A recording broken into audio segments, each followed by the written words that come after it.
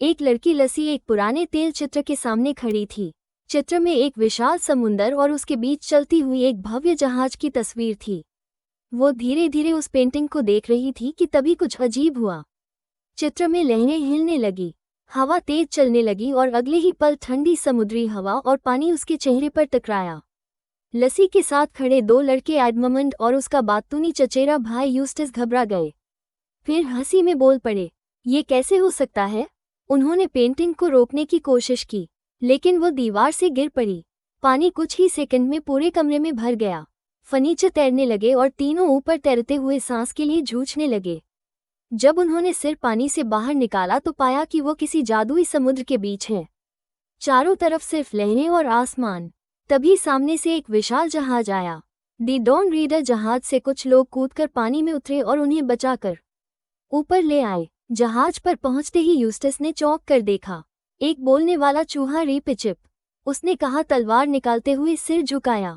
यूस्टस हक्का बक्का रह गया। यह क्या सपना है? लेकिन लसी और एडमंड मुस्कुरा रहे थे क्योंकि यह उनकी तीसरी यात्रा थी नार्निया की रहस्यमयी दुनिया में। जहाज पर उनका स्वागत किया किंग कैस्पियन ने। युवक, साहसी और पुराने दोस्त।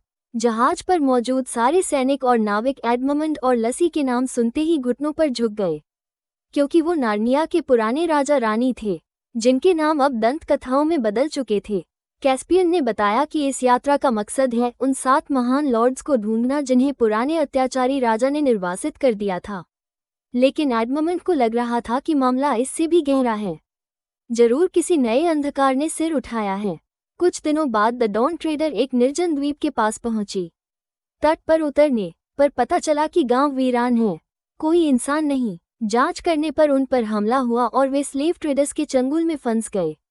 कैस्पियन और एडमंड को जेल में डाल दिया गया, जबकि लसी और यूस्टस को बाजार में नीलाम किया गया।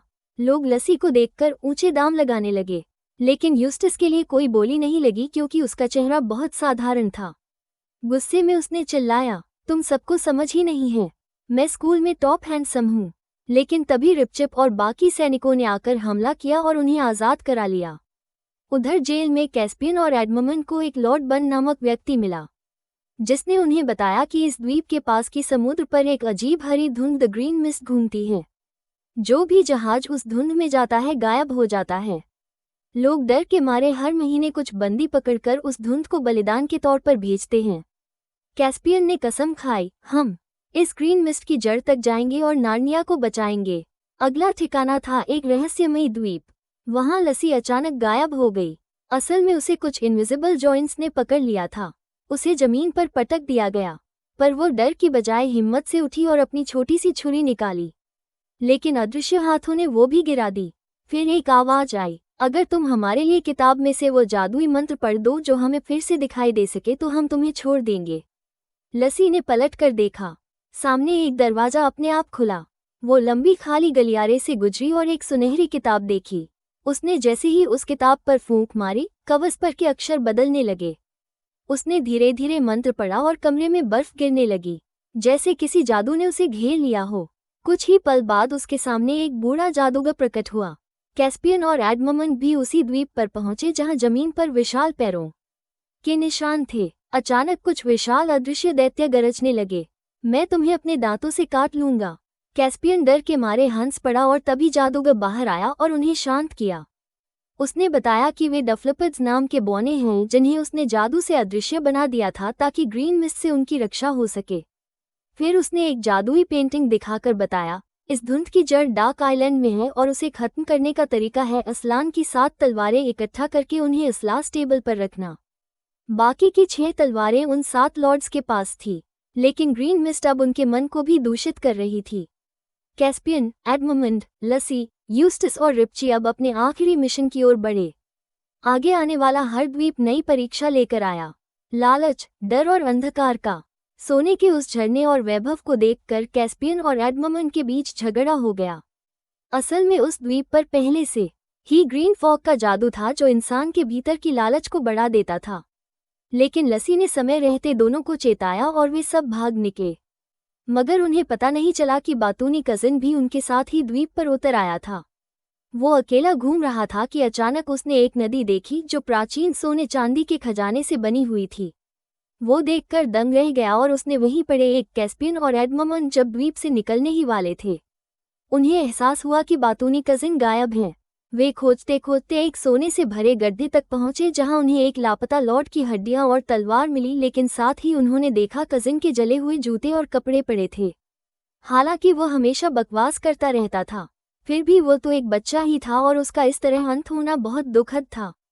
तभी अचानक एक सुनहरी ड्रैगन आसमान से उतरी जिसने एडमंड को उठा लिया। कैस्पियन और बाकी डर गए, लेकिन कुछ ही देर में उन्होंने समझा वो ड्रैगन दरअसल उनका वही कजिन है जो अपनी लालच की वजह से ड्रैगन बन गया था। शायद असलान की दुनिया ही उसे वापस इंसान बना सकती थी। रात को जब सब सो गए तो कजिन अकेला रोने लगा। उसे देखकर नन्हा योद्धा चूहा रिपचिप उसके पास आया और उसे अपने गौरवशाली किस्से सुनाने लगा। सितारों से भरे आसमान के नीचे एक ड्रैगन और एक चूहा बैठे बातें करते रहे। दृश्य बेहद कोमल और भावनात्मक था। अगली सुबह सबने आकाश में एक नीला तारा देखा। उसका पीछा करते हुए वे स्टार आइलैंड पहुंचे। वहां उन्हें असलान की पवित्र मेज मिली और बेलों के नीचे से 3 तलवारें और मिली। अब बस आखिरी तलवार बाकी थी। अचानक आसमान में नीली रोशनी चमकी, एक तारा नीचे गिरा और एक सुंदर परी में बदल गया। वो खुद को ब्लू स्टार यानी असलान की बेटी बताती है। वो उन्हें बताती है कि आखिरी तलवार एविल आइलैंड पर है। ये कहकर वो फिर से तारे में बदलकर आकाश में लौट जाती है। नार्निया की टीम फिर एक बार यात्रा पर निकलती है। कुछ ही देर में उनका जहाज डॉन ट्रेडर भयानक हरे बादलों के पास पहुंचता है। कैस्पियन ऊंचाई पर खड़ा होकर सब नार्नियन सैनिकों से कहता है, हमने अब तक जो भी देखा वो सब हमें सिखाता है कि अनरिया का जज्बा कभी हार नहीं मानता। हम हर कठिनाई से लड़ेंगे, हर डर का सामना करेंगे। जैसे ही वे एविल आइलैंड के पानी में पहुंचे, ग्रीन फॉग ने हर किसी के डर का रूप ले लिया। व्हाइट विच भी एडमंड के सामने प्रकट हुई और उसे भ्रमित करने लगी। सबने वहां आखिरी लॉर्ड और उसकी तलवार को ढूंढ लिया, पर तभी एक भयंकर दानव प्रकट हुआ। सी सरपेंट रिपीचिप ने साहस दिखाया और ड्रैगन बने कजिन के साथ उस पर हमला किया, पर उनकी ताकत बहुत कम थी। ड्रैगन घायल होकर एक सुनसान द्वीप पर गिर पड़ा। वो आंखें खोलता है और उसके सामने असलान खड़ा था। असलान ने बस अपना पंजा जमीन पर रखा और ड्रैगन की चमड़ी छिलने लगी। एक दहाड़ के साथ कजिन वापस इंसान बन गया। जब उसने खुद को संभाला तो देखा कि वो स्टार आइलैंड पर है और उसके हाथ में आसान की आखिरी तलवार है। वो दौड़ता हुआ मेज तक गया और 7वीं तलवार को रख दिया। अचानक एक चमकीली नीली रोशनी आसमान में उठी। उधर एडमंड की तलवार भी नीली चमक उठी। उसके शरीर में साहस की लहर दौड़ गई। उसने सी सरपंच पर वार किया। दानव और ग्रीन फॉग दोनों खत्म हो गए। सूरज की रोशनी फिर से धरती पर फैली और जिन नार्नियन लोगों की बलि दी गई थी वे सब मुक्त हो गए। सब खुशी से झूम उठे।